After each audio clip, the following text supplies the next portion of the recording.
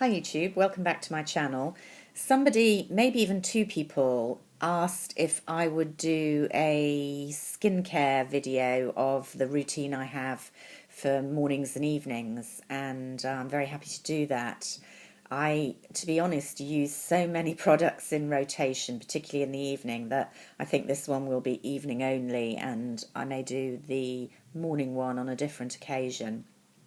I can't even show in my iPad viewer all the products that I use, not every evening, but I do have several that I use at different times. So here goes. The one thing that I am pretty consistent about doing is cleansing every evening, and I pretty much always do at least a double cleanse. So I have various products that I will use. If I've been wearing any makeup, or certainly any heavy makeup, I generally begin with one of two steps, and that will be either to use, if I don't want to wash off with water, the Dermalogica Ultra Calming Cleanser. And this is a jolly big one that I've got here with the pump action top. I've been using this product pretty consistently for the best part of a decade. It's great for sensitive skin. It does work to melt off really heavy makeup. You can use it all over the face, including the eyes, although I do generally wear an eye makeup remover as well. I use an eye makeup remover as well. And it's put on and wipe off with tissue or damp cotton wool. So it's a consistent favourite, and it's great if you have sensitive skin. So that's one that I will often start with. And then if I want to, or am prepared to use water, and I'm less keen about using water on my face. I mean, I do several times a week, but I don't like to do it every single day. So my other step one would be to use an oily based cleansing balm, and the one that I'm using at the moment is by Diptyque, and I think I showed this months ago, and you'll see I'm just about halfway through. You need very little of this. It really melts away makeup. Unlike Dermalogica, which I just showed you, it's quite heavily fragranced. The Dermalogica is fragrance free, so I don't think this would be as good for really truly sensitive skin. And yeah, if you don't like a quite oily balm, you won't like this either, but I do like this, and again I find I can use it all over the face, and in fact around the eyes without any problems. So that's the other kind of common step one I do if I'm using makeup. I should mention here that I've got a version. This is the Tresonic version of the Clarisonic. I don't use this very often, partly because it's a faff kind of cleaning the brush, and I'm less sold than a lot of people who love these on how great they are for cleansing your skin. I frankly think if your product is good enough, you don't really need to be scrubbing it in with a brush, however gentle. But I do have one, and I do use it occasionally, and if I do, it would be with the cleansing balm. Then there are days when, usually at the weekend, I've had very light makeup on or none at all. And in those cases, my step one would probably be either a cleansing wipe, and I love the Korres Milk Proteins cleansing wipes. They're quite difficult to get here in the UK at the moment. I don't know why, and it's this particular one I like. They do a pomegranate one, which I'm not nearly as keen on. I know a lot of skincare specialists, so-called, are very sniffy about cleansing wipes, and yeah, I don't think they're the only thing you can use, but they're really, really useful. Great if you've just got a light makeup, or useful to have in your bag or travelling, and the good ones do a good job in my opinion. So I've bought repeats and repeats of this one, and I like it. The other foaming wash that I use, usually when I haven't worn makeup, but I will use this for makeup, it's a lighter foamier wash, but still very moisturising. I find a lot of facial washes feel a bit drying on my skin. This is one that you can only get in the United States as far as I'm aware. It's Patricia Wexler's Universal Anti-Aging Cleanser with skin softening olive oil, and as it says, deep cleans without over drying, gently removes eye makeup. All of those things I have found to be true. It doesn't leave my skin dry, and I really like it. It's quite reasonable, $16 in Bath and Body Works, but as I say, you can only get it in the UK, in the United States. And I think this is probably my last tube. It's an unusually long time since I've been to New York when I stock up, so I'm almost out of that. Although that's a full tube that I've just opened. So kind of ready to deal with the lack of Patricia Wexler. I'm trying out this Suku wash-off, which is just called the Reset Cleansing Cream. I got this generous sample. I've only used it once, but the once I've used it, been really, really impressed with it. Left my skin feeling really clean, really soft. So see how that works out.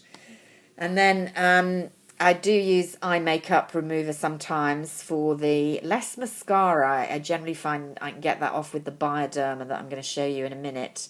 But more if I've used a liner, particularly the waterproof Chanel liners, which are great because they stay put, but they are a bit more difficult to get off.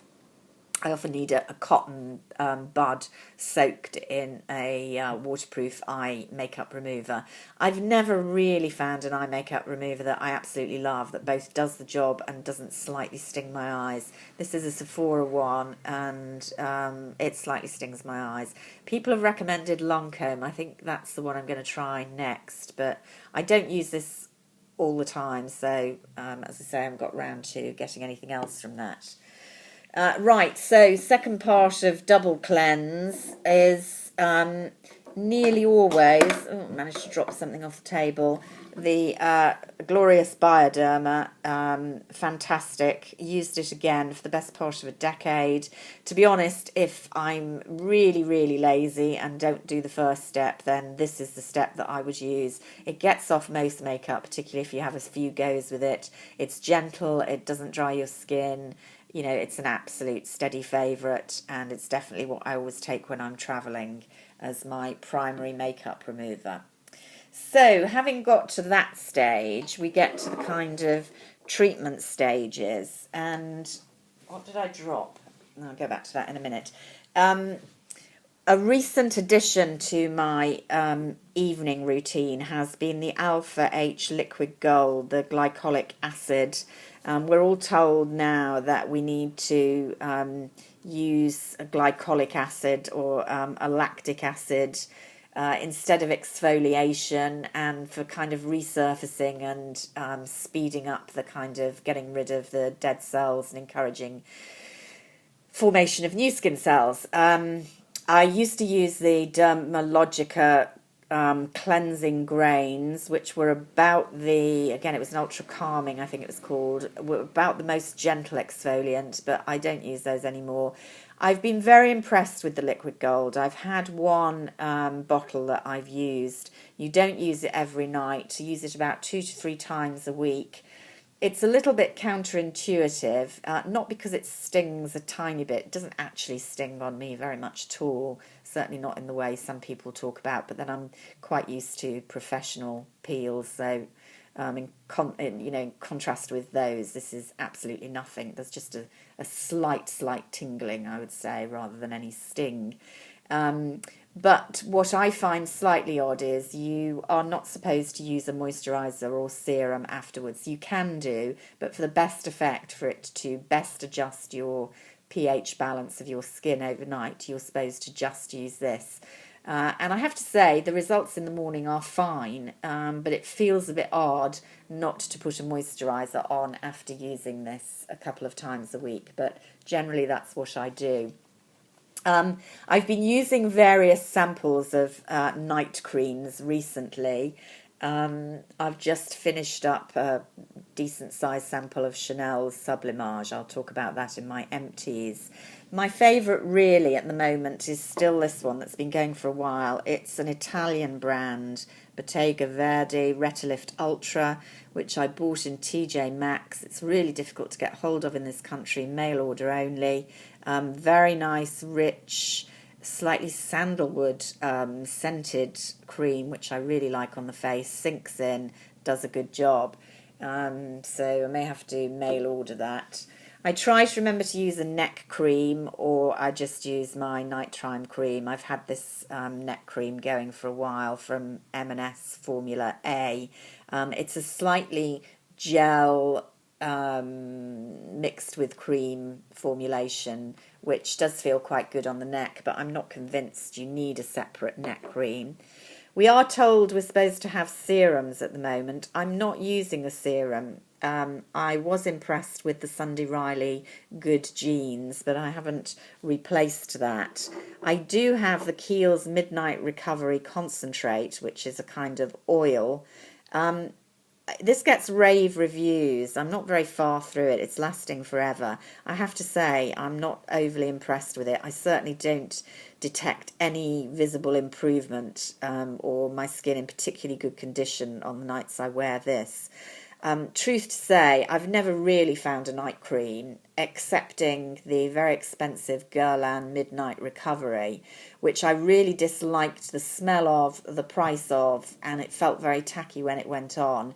But boy, when you woke up in the morning, your skin did look good, particularly if you hadn't had enough sleep. So I did have a bottle of that for a long time. Didn't replace it, but I have to say that's the only night cream that I felt really made an extreme visible difference. Otherwise, the thing that makes the most difference to how I look in the morning is how many hours sleep I get, to be frank. If I get 8 hours or more, my skin looks great.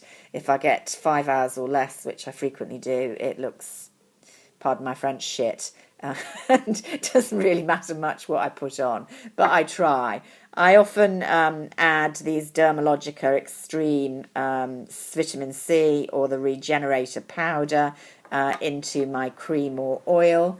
And I've just started using, at someone's recommendation, La Mer Illuminating Eye Gel for my dark circles. And I'm pretty impressed with this so far, but it's early days. So that's my kind of basic night cream. The thing that went bang on the floor at the beginning was Elemis SOS cream, which I had just to show you. That's what I use on the rare occasions I get a spot coming up. I found that quite effective, but I don't get an awful lot of spots or breakouts, to be fair. I never have. It's just the odd hormonal one. So you can see a lot of products there. Morning's a bit simpler, but I'll cover that in another video. Hope this might have been of interest to some of you, and I'd love to know about people's favourite night products, particularly night treatment cream, because I'm kind of in the market for that. Until next time, bye for now.